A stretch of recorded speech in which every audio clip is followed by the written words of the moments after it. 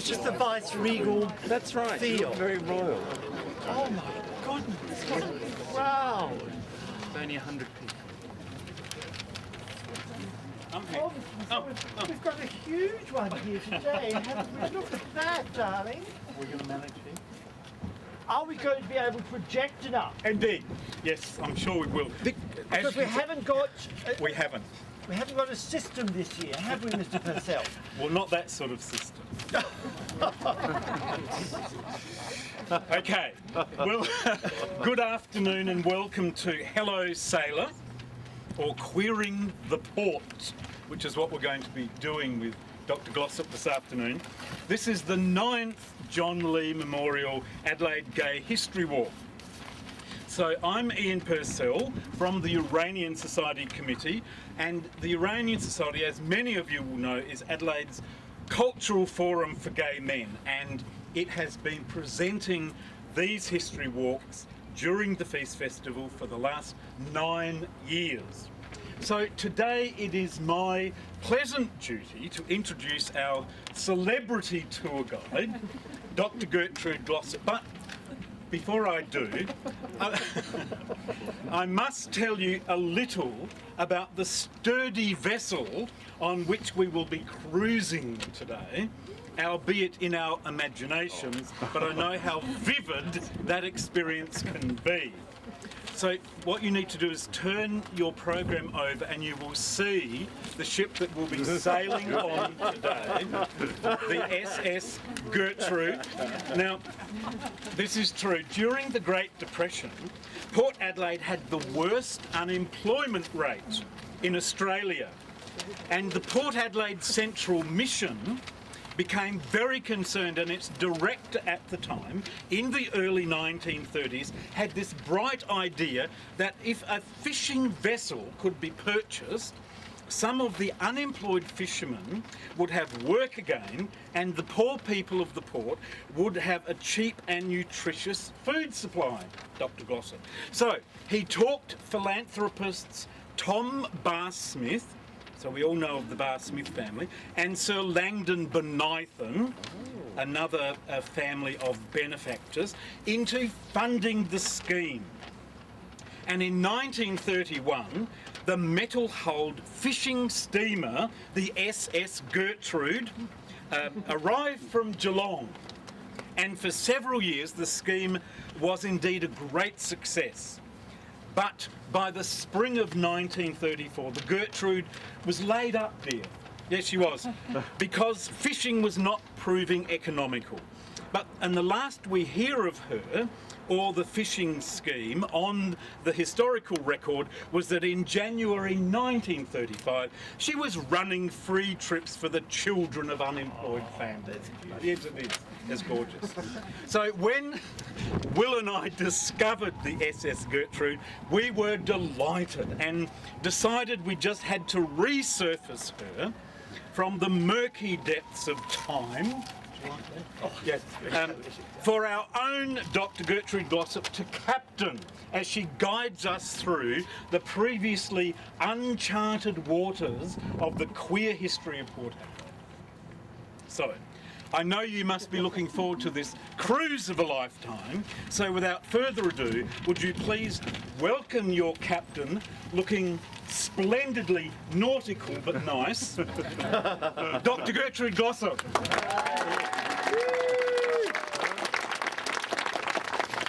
Darling Mr. Purcell, thank you for that gorgeous introduction. Gay history walkers, greetings. Greetings. Hello. Hello. Look, it's a great thrill to be leading Feast's 9th annual John Lee Memorial Gay History Walk. I'm particularly excited this year because this is the first time we've actually come out of the city of Adelaide to another venue, and it's gorgeous. I think it's so appropriate. We should be down here at the port with its particular reputation, and of course it was here from the very first days of white settlement. And in that regard, I'd like us, with respect, to remember and acknowledge that we are on Ghana land. who were the original inhabitants and owners of this land, of course. Now, I've got two things to say to you, okay, sure, before I start. The first is fashion. Now, as always, I must acknowledge my fashion house. Have outfitted me beautifully today, haven't they? Yes. It's a lovely Liz Davenport jacket, everyone, of course, from Cathedral Fashions. My fashion house. I must thank and acknowledge Cathedral Fashions, run by Anglia Don't Care. Now, the other thing is, as always, we have a number of themes in our walks. I just want to run through the themes. We've got that perennial context. Remember context, everyone?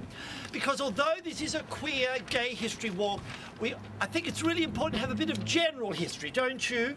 So you know where you are and general setting. So there'll be a bit of context at every stop, everyone. The other is we're going to do connections today. There'll be a lot of connections made, all right? And finally, anniversaries. Yes, a number of anniversaries we're going to celebrate on the walk today. All right, so I want you to remember that, okay? And are you hearing me all right? Oh, gorgeous, gorgeous. So look, let's start, shall we? Now, first of all, I'm going to hold up a map of this area so you can orientate yourself. I don't know about you, but I'm a Ravens person. So I don't... The Crows, the football club, the Ravens. So I don't know much about this side of town. I scarcely came down here. So what I thought I'd do is better get myself a map. And I was shocked. What did I see when I drew an outline of the map? Look at that, everyone. What do you see? It's a giant phallus, isn't it? So I thought that was extraordinary, and how appropriate we should be queering the port when really all it is a giant phallus. And we're down here at the bottom of the phallus, if you like, and that's important. We'll go up to the tip at the next stop. It's very important because, of course, white settlement, 1836, inland city, they needed a port, and Governor Highmarsh thought they'd have the port right... Oh! Was that captured on film? Be edited. That's it, I can't go on. You need some hat pins. Yeah, I've got them, darling, they're not holding. So anyway, so gusty today. So they were going to have the port right round at the head of the river. Right round at the head of the river. So they had to come all the way round the tip of the phallus, all the way down the Port River, right round the corner there. And it was a horrible, marshy mangrove swamp, and you could only land by flat-bottom boats, and passengers had to be carried ashore by sailors, which I think has a certain allure, don't you? And luggage was thrown promiscuously on muddy beaches, and unless promptly removed, was frequently damaged by the rising tide. And hence, the port was known as Port Misery. A terrible situation. So they had to do something about it. So the second governor, Gawler, had the idea he'd have the port up the north reach of the Port River here. But the South Australian Company, which set up the colony, owned the land right here. So they decided they'd have the port just along here, McLaren Street. So in 1840, the first wharf was opened here. To much acclaim, they had to build a road, which is the new Port Road, everyone. The old Port Road went to Port Misery. The new Port Road, straight down Commercial Street, down here, and built this fabulous wharf, opened in 1840. It was a bit like today. It was a very gala occasion. 5,000 people, a third the population of the colony, came to the opening of the wharf. And the whole thing had cost £30,000. Isn't that a lot, gay history walkers? Anyway, as could happen today, the weather turned. It turns into a gale, and all the dignitaries had to beat a hasty retreat back to the city, and this greatest gala day in the history of the colony at that stage ended ingloriously, well, it says, an inglorious end to an auspicious celebration. So I hope that won't happen today. Now, how's that for context, everyone? Are you orientated? Good, good. That is lovely. Now, before we move off, I want to make reference to a very important aspect of life here in Port Adelaide. And if you just turn around, you'll see a funny little green building there, beyond this big green building. Oh, dear, we're going to be drowned out. That little ochre-coloured building. Can you see it there with the A roof line? Well, from 1908 to 1980, that was the headquarters of Missions to Seamen. Not emissions to seamen, everyone. And that was run by the Church of England, the Anglican Church. And that's been very important in the history of Port Adelaide. And the idea was to provide comfort to seamen when they came on shore. And the symbol was the flying angel. And local Port Adelaide lasses, who are known as flying angels, were hostesses. Yes, for all those poor seamen. And I think quite a few of them fell. They became fallen angels. They actually married the seamen, so it was quite a handy way of meeting a chap. But two other points I want to make about that before we move off. Two prominent families associated. Well, three names really. Can we say three, darling? And I think it was quite interesting because ladies' charities, fashionable ladies, like to have a charity, and so some of them wanted to be associated with Seamen to Mission. And did you know, 3 generations of the Haywood family, of course, who owned John Martin's, the big department store in Rundle Street, were associated with Missions to Seamen. It was one of their favourite charities, and it said they were quite undeterred by its social and economic inferiority. Isn't that lovely? That's the type of women they were. And they used to run a thing called the Harbour Lights Guild, and they had gift teas in the ballroom at the South Australian Hotel. Isn't that lovely? For these poor, lonely seamen, which I thought was rather gorgeous. The other person who was involved with this organisation for decades and decades was a Miss M. Mithke from Woodville. And do you know, gay history walkers, she was a spinster, and so were her 7 sisters. 8 spinsters in one family. Now, I'm sure there's a story there, don't you? I'm quite sure. I'm going to do further research, and I think I'm going to dig up something about the Mithke girls, I'm sure. The other person very involved, that was a wealthy Adelaidean, a Frederick Lakeman, and he was one of the owners of Marshall's department store, which was the other big store in Highney Street, was Rundle Street, bought out by the Meyer Emporium. Anyway, he was very rich, and Missions to Seamen, although he ran the Outer Harbour branch, and I'll talk about that at the next stop, was sort of the consuming passion for the last 25 years of his life. And he died a very rich man at 85, and he gave a lot of money to Missions to Seamen and spent a lot of time. And would it surprise you to know, gay history walkers, he died a bachelor. So I think there's another story there. It actually said in his obituary that Missions to Seamen was his pet hobby. So I thought there were a couple of nice connections, don't you, with this establishment and with some prominent Adelaide families, and perhaps with a couple of question marks about orientation, I would say, don't you? Gorgeous, everyone. Of course, I'm sure gay seamen went too, but that was before the days of gay liberation, so I'm sure they didn't let on. Okay, well, how's that for context? I think that's enough, don't you? Yes. I think we'll go to our next song. Come on.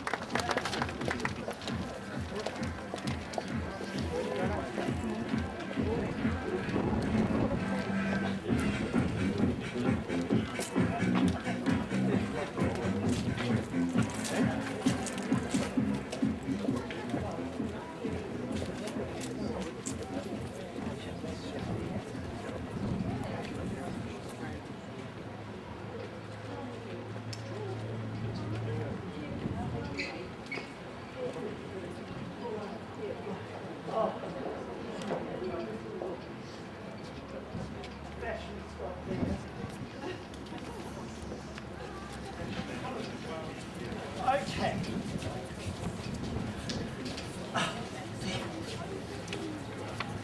Just get of organised here. Stop number 2, everyone.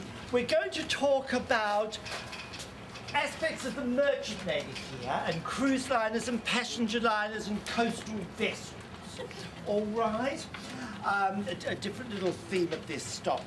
Now, as I mentioned, the inner harbour here, it was decided, and if you look on your map, your lovely programs, you can see how Port Adelaide did develop so beautifully in the 19th century, and you can see all those sailing ships and the wharf just along here, McLaren Street. So how it grew from that single one wharf just here in 1840, so 40 years. But of course, ships were getting bigger and bigger, and some ships and captains didn't like to come right down the Port River there, right down to here. So it was decided about the turn of the century they needed a deep water port, so outer harbour was established up there on the Temple Palace, everyone, out there at outer harbour. So I guess then you had 2 shipping situations. You had some of the bigger ships and ocean liners stopping at Port Adelaide because some were bypassing Adelaide and we couldn't have that. And many were still coming right down here along the wharf, all along here, particularly the coastal vessels. And over here, of course, was the headquarters of the Adelaide Steamship Company, established here in Adelaide in 1875, originally to take passengers and cargo from Adelaide around to Melbourne. But in the end, they developed a whole system right from northern West Australia right round to northern Queensland, did the whole coast thing. It was one of the big coastal shipping companies in Australia. Now, staffing on these ships. That's what I want to talk about here, both on these coastal vessels and on these ocean liners. Of course, it was a male domain, wasn't it, everyone? And the staff was generally male. And what happens, Gertrude, when you get a lot of men together, out at sea for days, weeks on end? Things happen, situations occur. And this is, of course, at a time when on land, in terms of homosexuality and men who were attracted to men, was a very alienating sort of culture. There wasn't much happening, and in fact, really, until the 1970s, it was pretty well illegal throughout the globe, but not on the safety of a ship. Apparently, it was really quite extraordinary. And I think it's interesting in terms of the ocean liners and the bigger ships, like Cunards and P&O, that in the late 19th century through really until the 1960s, which is the heyday of those big liners and travel, not just for cruising, but, for going places.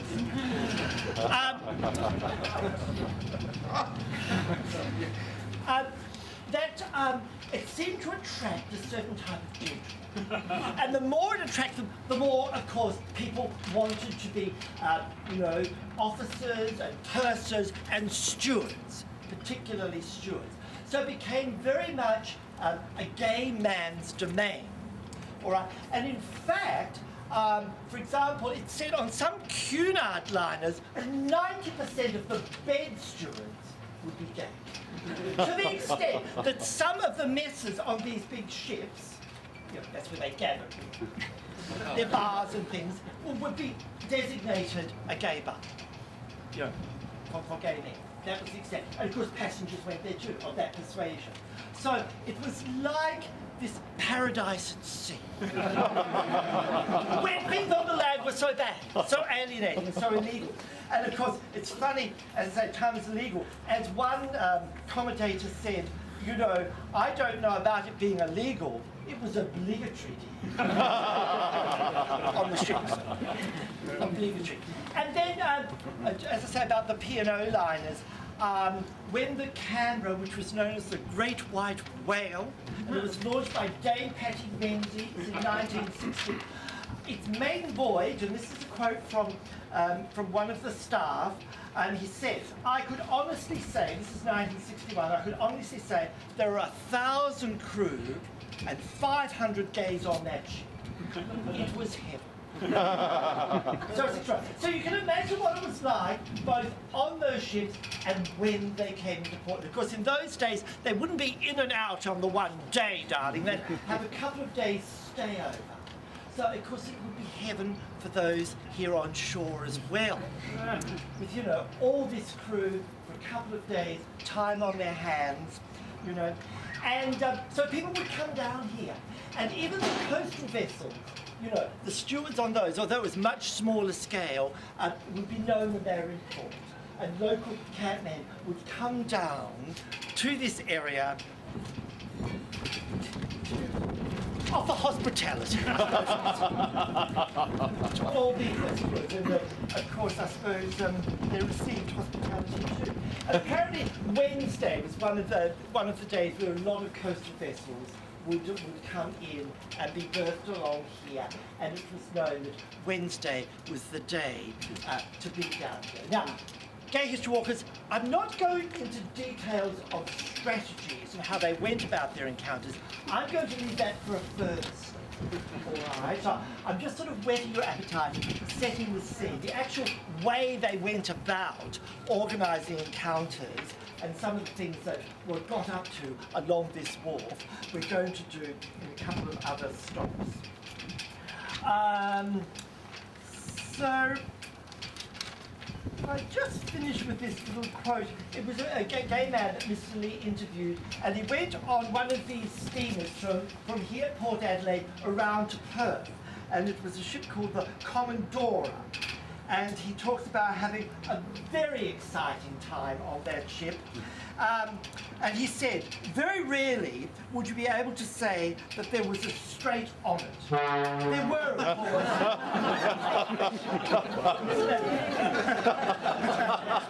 An endorsement. Very rarely would you be able to say there was a straight on it. There were, of course, but they were the exception. So a very different culture, wouldn't you agree, on these sailing vessels? Okay, great. More details at a further stop, so don't go away, everyone. We're going down now to the migrations. All right, so let's just walk down the street here.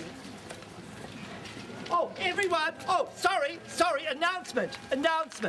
Now, this is not a free gig, everyone. If there's anyone that was late and hasn't paid their money, could you just see Ian there? And of course, you'll get your souvenir program as well. Thank you very much. It's such a cheap show. Oh, the bridge is opening, yes. Oh, sometimes. And I'm calling a darling camera person here, Anthea, and it's Jenny, of course. Anthea's her lover. And I said we're coming down to the Migration Museum. This is the Maritime Museum. I said we're at Port Adelaide, and we're not. We're at Port Melbourne. I don't know. So you'll have to excuse me. It's all a bit of poetic license, isn't it? Anyway, I thought it was really important we just come and have a little stop here in Lipson Street, named after an early harbour master, Mr. Lipson, and he's going to be mentioned later in the walk. So there's a connection for you, everyone. So that was a good, important reason. And of course, this charming street with its lovely 19th century commercial architecture, I think was the first heritage-listed street in the state, Mr. Purcell? Certainly in the state. And this whole area went under a real process of gentrification for J150. Everyone remembers J150? In 1986, the sesquicentenary of white colonisation. And of course, that's when the Migration Museum was opened. This lovely building here, it's Elders and Company. Did I say migration again? Why have I got migration? It must be to do with ships and sailing and people arriving. Maritime Museum. Keep reminding me, won't you? Maritime Museum, the lovely Maritime Museum, which is award-winning, of course, so do go and visit it. Not today, not now, at another time, no one's to leave, but it did belong to Elders and Company, another famous Adelaide family. Oh, I did forget to mention, darling, another connection, our first stop, that Missions to Seamen building was, of course, bought from John Darling. and Sons, the grain merchants. And everyone's heard of Darling House, haven't they? Home of AXA and Gay and Lesbian Counselling Service and the Uranian Society. Well, of course, that's the Darling family, and that was their home, I guess, over there. That's why it's called Darling House, isn't it? Yes. So isn't that another lovely connection? I've become quite derailed, haven't I? Look, Elders, 1857, and they say it's an excellent example of early Victorian warehouse construction. Isn't it lovely? It's lovely. It's a lovely award-winning museum. Now, 2 reasons I'm stopping here was just a bit of a filler, so you can have a bit of a rest. But no, the other thing is the lovely curator, Bill Seeger. I don't think Bill's here today. He promised to come. Anyway, he was telling me he's got an idea. There's a basement, and he'd like to devote the basement to kind of the seamier, steamier side of seaman's life. And of course, he's going to employ me as a consultant at huge cost to develop the gay side of this basement, this dungeon. So won't that be fun? Because as we say, with queer history, often it's neglected, overlooked, or misrepresented. So won't that be exciting to have that represented here in the dungeon? Now, of course, that's a bit of faction, darling. But anyway, fact and fiction, but it's a lovely thought, isn't it? It's a lovely thought. And I'm going to keep on that. So I hope in years to come, when we have the history walk here, we'll be able to go and visit the dungeon and the Migration Museum, which will have a significant... I did that just to make sure you were listening. And I'll be doing that again and again. Very good audience, and so, as we know, the whole, and I'll just finish up with this, the whole mythology about seamen is often very sexy, isn't it, darling? Yeah. Sailors in tight white pants with flares and bulges everywhere and bulging muscles, and the symbol of a gay seaman, the swallow. They're getting their cues very well today, aren't they? Oh, I must thank them. Yes, so this whole idea of the sexiness of life at sea and the seaman, and lovely terms. I don't know if you heard the term sea platter. That's rather lovely. And sailor cake is another rather, I had a bit of sailor cake lately. Would you like to try my seafood platter? Yeah, so all very tasty. I just want to read a little excerpt, though, just to capture a little bit of the magic of sex at sea. Of course, the other things is, darling, often when the seamen had been at port, when they got back on board, they had a thing called the short arm inspection. Have you heard of a short arm inspection? You know what that is, everyone? No? A bit of imagination. Short arm, darling. Short arm. Yes, because of all the sex that would go on shore and on the ship, but particularly on shore. So short arm is then there'd be a big queue at the doctor's rooms. All right. Now, just one little excerpt here about a sex scene. This is a sex scene, everyone. Some men simply use the dark, unused spaces of the ship. Dave remembers one of the main trysting sides was up on the forecastle. And that's up at the bow of the ship, where all the crew lived, behind the winches. You'd be joking about the grease off the cable came in handy. We used to call it the the forecastle head, and at the dead of night it'd be pretty dark up there. If activities got a bit heavy with bums bouncing around, then the officers might get a bit panicky. They'd flick the cargo lights on a couple of times, and that would put the fear of Holy Moses into people, and they'd scarp. It would quieten and calm everything down until the next time. So I particularly like that image of the grease on the winches, don't you? Just coming in so handy. And the cargo lights going on, and suddenly... What was the... Greece. Well, I'll leave that to your imagination. You might like to ask someone, Mr. Purcell, just quietly. All right, I'm sure there might be someone who's got an answer. Okay, thank you, everyone. That's our Migration Museum song.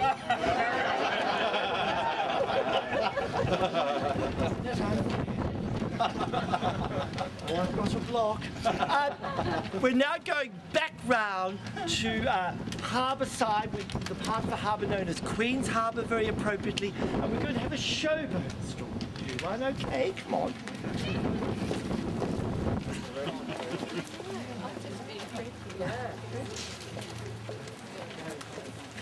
Spot here. Now, of course, this is a gay history walk, and I have rather focused on the male side of things at the moment, haven't I? And I know I have a loyal female following, and we have got some women's stories coming up, everyone. All right, so, you know, there is some balance. There is some balance. I thought I'd get the dirty stuff with over first, and then we'd finish on a nice high tone. All right. Funny about that. Speaking of high tone, here we are in the shadow of a lighthouse, which again looks to me rather phallic, don't you think? Originally, 1869, out at the tip of our phallus up there at Outer Harbour, and then I think in 1901 it was in Neptune Island, and then for J150 it was brought back here as a lovely adornment to harbour side. And as I was saying, you know, that first wharf was here, and of course Commercial Road was that road that was built over the marshes to the very first wharf, which is now known as Queen's Wharf. And the little story I wanted to tell you here was the showboat story, as I promised you. Now, of course, we were talking about the alienating culture for homosexual people, well, really right up until the days of liberation, wasn't it?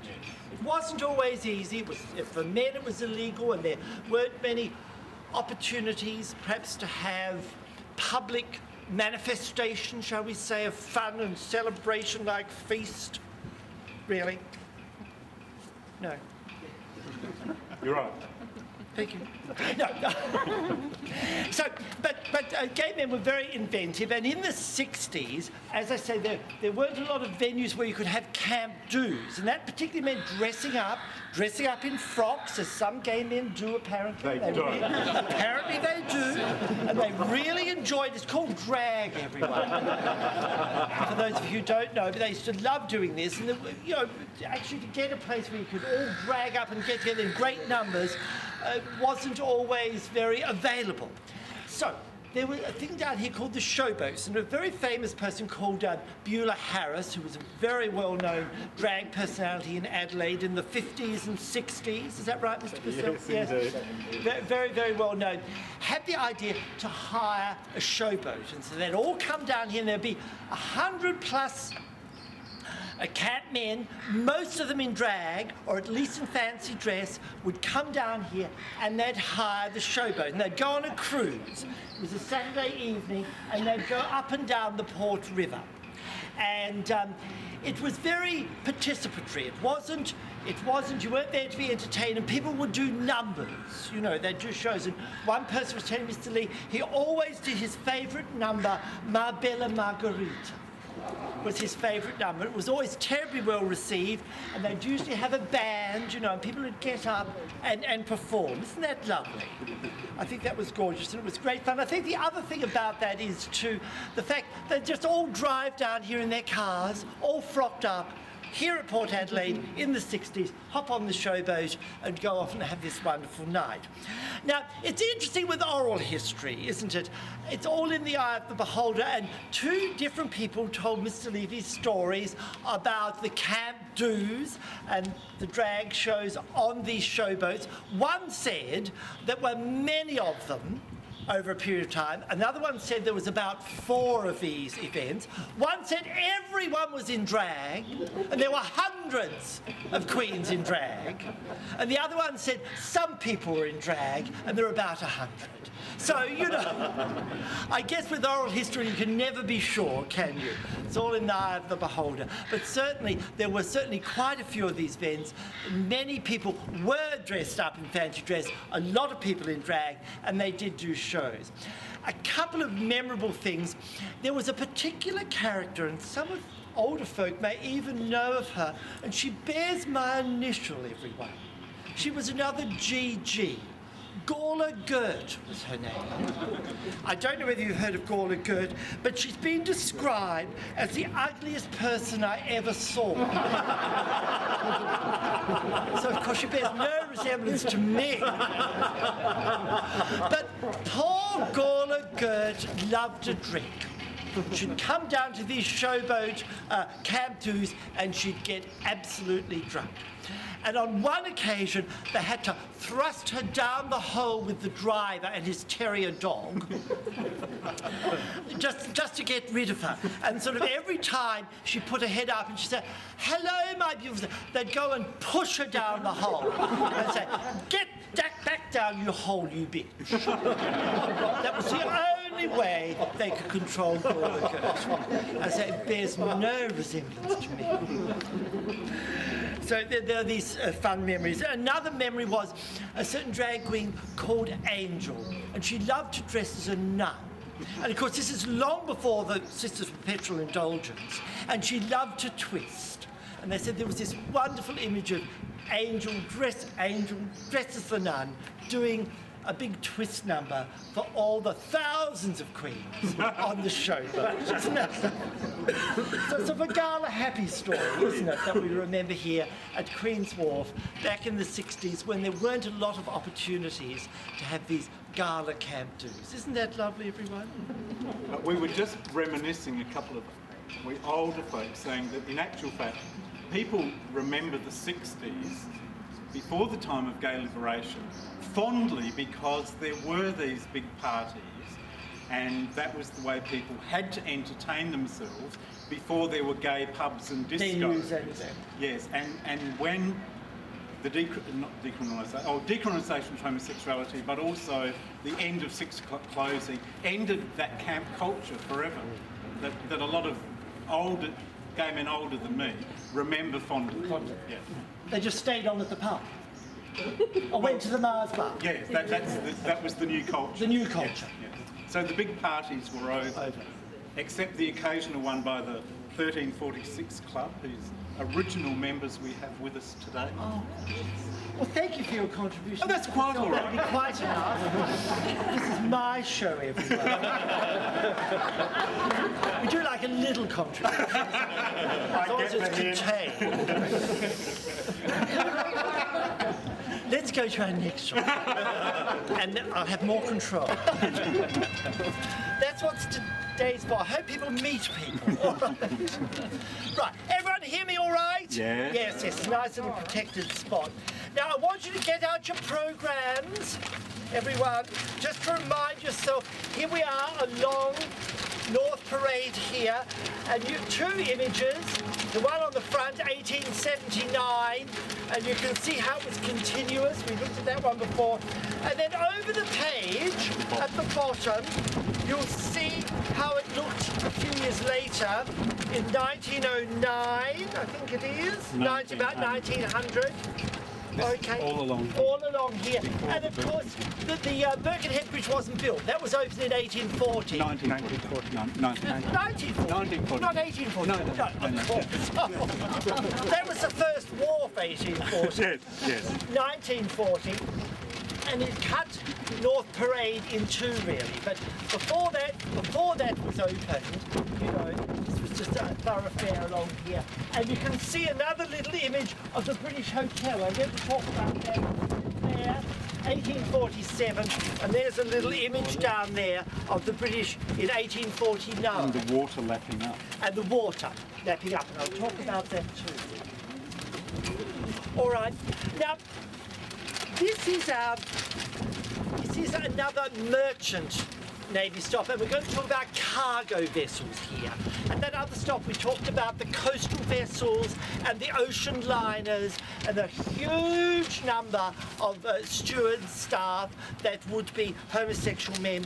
Well, also on cargo vessels, there was a real tradition of gay men working on these vessels, both as officers and pursers, but also as stewards, and probably the ones who did the more sort of cargo work would indulge in sex with men in a situational situation. You know, because there were no women. So, oh, it's a bit noisy. Is that a cry of help? I don't know.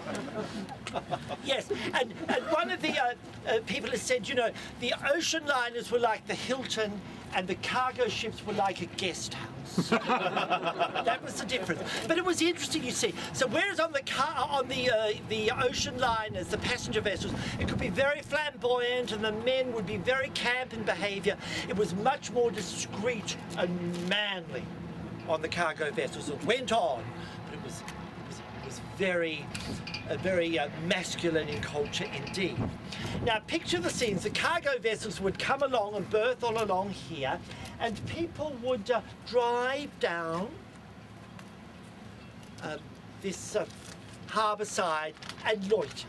All right, and there'd be men hanging over the ships, doing a bit of work on the ships. They'd been out at sea for weeks, you know, and there were toilet blocks along here. So there are a number of strategies you could use. And one person told Mr. Lee that you had to be very obvious. It was no good being discreet, so he'd always dye his hair before he came down here and wear pedal pushers. Get out of the car and go prancing along. And then he'd stop at a toilet block and he'd go in.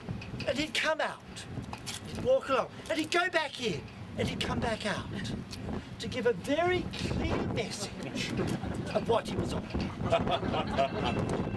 It's very big. And then a number of things happened that obviously inveigle people off the ships into the toilet blocks or into their cars, and they'd go and drive and park. And they really did describe having the wildest sex. And they said it was just some of the hottest stuff in town. They used to be very hot, they were lovely.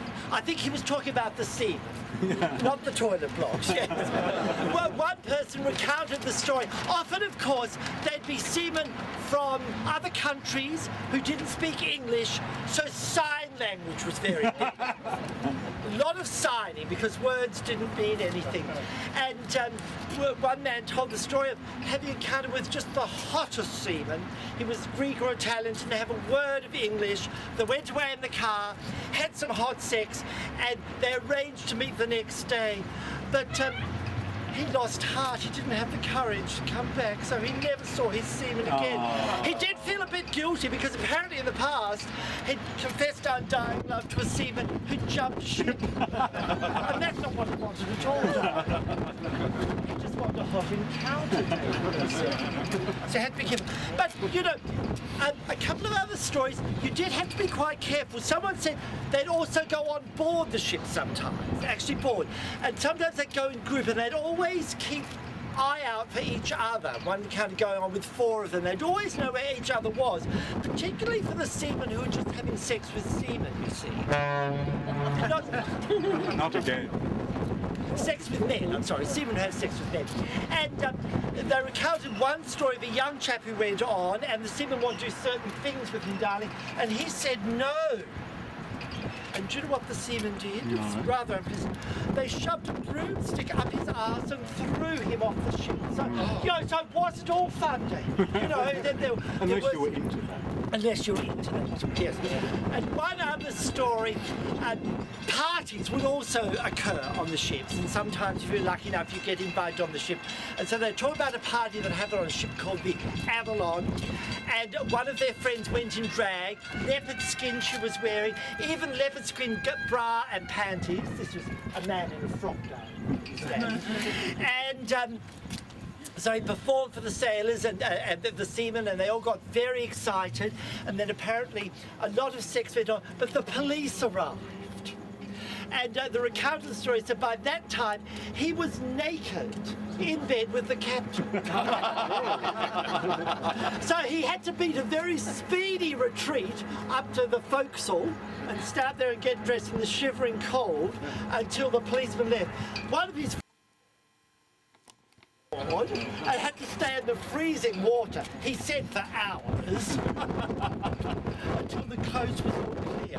So of course, although there were fun and interesting times, there were certain dangers and misadventures would occur. Okay. Now, the other thing is the British Hotel, which is just round the corner there. This was sort of known as a fringe pub. So it wasn't a camp pub as such. It was known there'd be certain hotels in certain parts of town, and particularly here at the port, where if you went along, there would be men there who wanted to have sex with men. And if you stayed there long enough and played your cards right, they said 9 times out of 10 you'd get lucky. So this was one of the pubs here where, you know, if you wanted to have a seaman, you could come, and if you persevered, you knew that you'd get lucky. A bit of rough trade. A bit of rough trade. All right, darlings, I think that's enough rough trade, don't you? I think we might raise the tone, don't you, Mr. We've got the Purcell? Navy. Oh, the Navy! Oh, no, that's even worse. All right, come on, let's go. We've got to be very careful crossing the street here.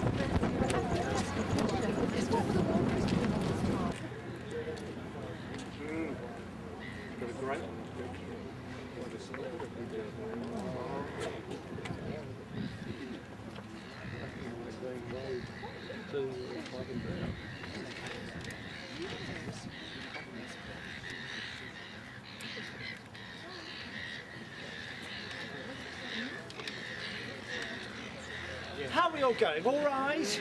Good, yes. We've got some people who take the walk very leisurely, but that's all right. We just have to wait for you, don't we? Is anyone tight at the end? Oh, that's good. We might be a little bit late. That's all. We've been running over time. We might be just behind schedule. All right, well, look, this is our Navy stop, everyone. So I want everyone to line up. This is a crowd participation. You've all got to line up 2 by 2 and choose a same-sex partner and hold hands. You think I'm joking? I hate audience participation myself, don't you? I know that was just a little joke. Darling, the Navy stop, and I think we might start here and just briefly talk initially about women in the Navy, the RANs in the Royal Australian Navy, because this is one of the anniversaries I promised you. Did you realise that in August this year it was the 21st anniversary of women, RANs, women in the Navy, being able to do active service, actually being able to go to sea. So isn't that lovely? 21 years since women have been able to go to sea and do active service. So I think that was important. Of course, there has been a tradition of women in the Navy, and I've got a couple of lovely little stories from World War II about women in the Navy. Now, 2 women were found sharing a bath. So naturally they were called up before the officer. And the officer said to one of the women, "Are you a lesbian?" And she said, she was horrified. She said, "No, I'm a Presbyterian." It's true, gay history, because she didn't know what a lesbian was. She'd never heard the word. And there is another story of 2 women being caught kissing in the boiler room, and they were both dishonourably discharged. So that's not quite so amusing, but the thing about it was, and the interesting thing was, that for many women, they hadn't put a name to their feeling or their attraction to other women. So in a funny way, this sort of negative attitude suddenly galvanised women to think, oh yes, I might be a Presbyterian, but I'm also a lesbian. I know what I am now. Thank you, officer. So it gave that sense of identity to women and their feelings towards other women. So that was some people recount that was a very positive aspect of a fairly negative environment. So isn't that lovely? So you can be a lesbian and a Presbyterian. But I suppose it's particularly the male domain that's traditionally been the Royal Navy and men at sea. Just a couple of interesting statistics, I thought, because we always like to have a few statistics for you to take at home, and we haven't had many today, have we? But did you realise that there's very little evidence of men being prosecuted for homosexual activity in the Navy? For example, in the British Navy, there's only one example of 4 men being executed in 1816 for sodomy, and this was after 300 years of British naval history. And during the 7 Years' War, from 1756 to 1763, everyone, how's that? 80,000 sailors involved, 75% of them single men. There were only examples of 11 court-martials for sodomy and 7 for indecent activity. So that's quite extraordinary. I think what it showed was that basically in the Navy, you just turned a blind eye to activity. It was acceptable behaviour. As one commentator said, you know, mutiny is what costly trouble. So you just kept people happy. Now, we haven't talked about tugging much today, have we? Tugboats, darling. No, I won't get on to tugboats, but one person was recounting in the Navy how when you had your Saturday afternoons off, there was a place designated where you could go for a tug. It was a mutual masturbation area. It was known to be that, and the sailors would all get down there together and have a lovely mutual masturbation. Isn't that lovely? A little tug fest, which I think was good. And another writer talks about how the relaxed and tolerant attitude was the most amazing he'd ever encountered, his experience as a homosexual man, that attitude at sea. And in fact, isn't it true that the great Sir Winston Churchill said the Navy ran on rum, bum and baccy? So there you are, this tolerant attitude. Look, just a couple of little stories from the Second World War. Well, one really from the Second World War. And I wanted to tell you about Peter Nation. We've talked about him at one of our other history walks. He owned an antique shop in the city, and in fact he went to prison in 1954. He was entrapped, and one of the reasons he was trapped was they found his name in the address book of a sailor in Sydney. So he had rather a penchant for sailors, and he seemed to develop this during the Second World War, you see, because there were lots of American service people here. As I said, they were, what do they describe me as? Overpaid, oversexed, and over here. And so they'd go to the pub, and he said they were very, very friendly. They'd just start talking to you know, and you'd get talking, and that would lead to an encounter. So he had a marvellous time, he said, with American sailors here during the Second World War. And he remembers one particular occasion, a sailor came into his antique shop, and he described him as brazen as can be. And he was chatting about antiques, and next thing the sailor said to him, "Here, put your hand on this." And Peter said, I said, "Oh, for heaven's sake," because he was very proper. And he said, well, he was very amusing. So I think we know what happened. So obviously there are many stories, and there's just one little anecdote from Peter Nation, how he had enjoyed the American sailors when they were here. And of course, over the road here was the naval base, HMAS Encounter, which only closed in 1992. So that's where the Navy was based over here. And of course, we can mention his name, can't we, Mr. Purcell? We can. A very prominent campman in Adelaide gay history. Still alive today. Jokingly, he was called the Rear Admiral. Commander Teddy Nichols lives in North Adelaide, and of course he was an officer in the Royal Navy and would have been based here, wouldn't he, Mr. Purcell? But he's very well known in Adelaide gay circles in a more upper market. Started the Queen's birthday picnics in 1960. So Commander Teddy would have been based over here. Okay.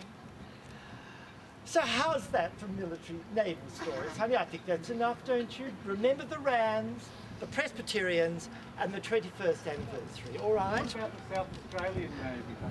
Oh, darling, thank you. Give me a little reminder, haven't you? Yes, no. South Australia did have one ship, darling, a bit of context. One naval vessel, the HMCS, Her Majesty's colonial ship, the Protector. And thank you, Mr. Purcell, because it's the Protector's anniversary. It's 121st anniversary. 1884, the Protector, the only vessel that South Australia ever owned, and I think the only time she ever fired her cannons was for, not Remembrance Day, Foundation Day, the 28th of December, down there at Glenelg. Every year, it's a great pride of the colonists, should sail down there, the Protector, and let off her cannons for Foundation Day. Isn't that Worried about the Russian. That's right. Yes. They thought they'd better have a ship because they were frightened of a Russian invasion here in South Australia. Can you imagine that? Because that wasn't communist Russia, darling. That was imperialist Russia back in 1884. And thank you, Mr. Purcell. That's quite enough. I told him at the last stop before. Dear me. I can see we're going to have a bit of a schism, Mr. Purcell and I, can't you, everyone? This might be the last history walk, everyone. This might be history. Just behave, Mr. Purcell. Thank you for your contribution. Several drinks at lunch. No, it's very valued. Let's go to our next stop, shall we? Follow this. Oh. No,